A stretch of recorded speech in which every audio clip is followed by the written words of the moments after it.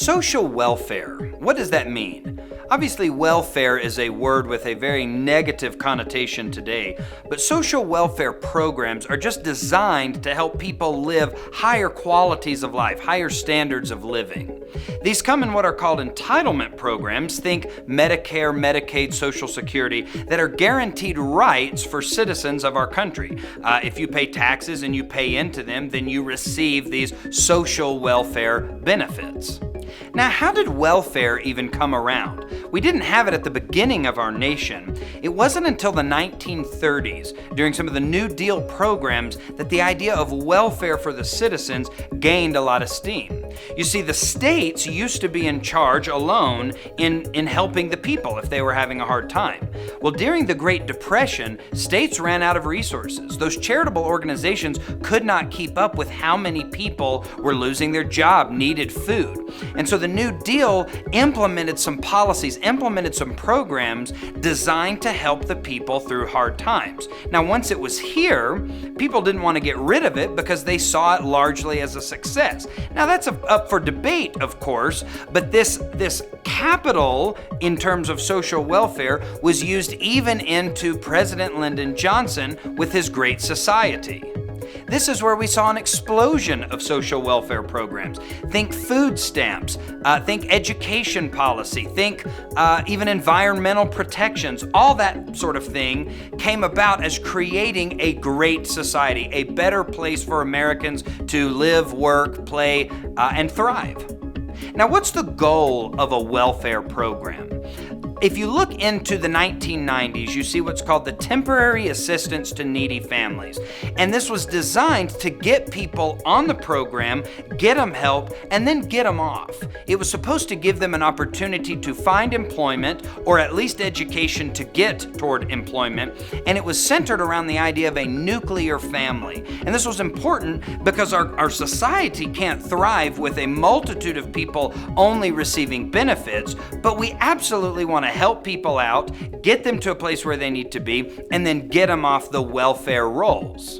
Healthcare is a big social welfare program. Think about Medicaid, that's healthcare for the poor, and then you have Medicare, this is healthcare for the elderly. And of course we have the Affordable Care Act, and that is a can of worms that we won't discuss in this video, but I encourage you to read some material on the Affordable Care Act, also known as Obamacare.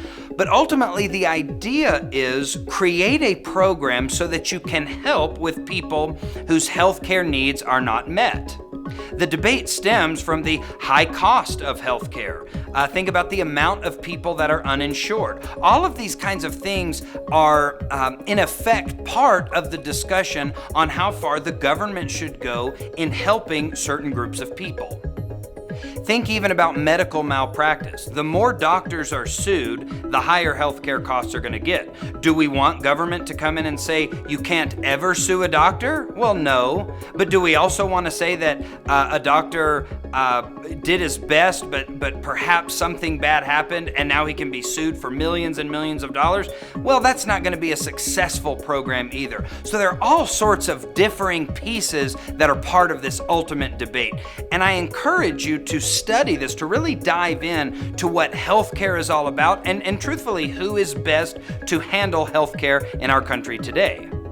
This brings us to the topic of economic policy. And we have fiscal policy, which is taxing and spending, and then we have monetary policy. This is the money supply and interest rates in the United States. Now, fiscal policy deals with taxes and then expenditures. So think about you pay an income tax if you work. That money goes to the government, and then the government uses that to buy things or provide services to the people. Corporations pay a corporate income tax. And so all of this money is gathered into this large pot, if you will, and it's dispersed throughout the year on the things the government deems necessary and important. Monetary policy, the idea of interest rates, are more to see how we can control the economic growth. If we drop interest rates to zero, then a bunch of people are going to borrow money because it's cheap. That can have long-term ramifications. So should we just jack the interest rates up? Well, no, not necessarily, because then people aren't going to borrow, they're not going to expand their business, and they're not going to grow, they're not going to create, and then you have jobs that might not ever be created. So there's a balance there. Fiscal and monetary policy are incredibly complex when we talk about economic policy in the United States. Now let's talk about the deficit and the debt and what the difference between those two are. So you at home, you have a budget you stick to, or at least try to stick to, right? When the holidays come around, it's hard for everybody. But if you go over your budget in a given year, that's what we call the deficit. So if you were supposed to only spend $50,000 this year, but you spent $53,000, you have a $3,000 deficit. That means you went over. The money you brought in, your income, was less than the money that went out, your expenditures, if you will. Now that deficit alone stands right there, and it's kind of a standalone unit, but over time, a deficit last year, a deficit this year, a deficit for the next 3 years is what leads to debt, or what we call the national debt. And this is a number that politicians constantly talk about because it's dangerous to allow our national debt to get too high, but we can't necessarily stop all spending today to pay it off because we have services that we want to provide for the American people. Real quick on trade, a trade deficit, as you're reading along in the chapter, are where the amount of things that our country in its entirety produce that we send out, that we export, is less than the amount we import. So we make some great products here in the United States and we send them out, but we're still buying more from other countries. This leads to what we call a trade imbalance, and one of the ways that people kind of, if you think about free trade versus protectionism, do we allow for that free trade and perhaps lose some money every year?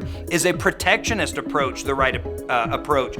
To put tariffs on goods and services here, from overseas, so that it encourages buying American products. Again, this is all sorts of good material to debate in how to implement economic policy and ultimately what's going to influence that social welfare in the United States.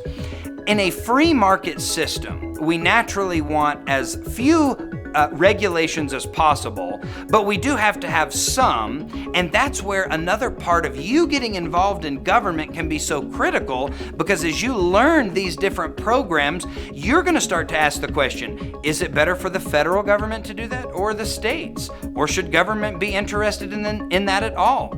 Is this particular regulation good for business? Is it good for the environment? Is it bad for both? And as you develop that sense of awareness regarding social welfare policy and economic policy, your vote will directly influence the future of the American economic and social welfare machine.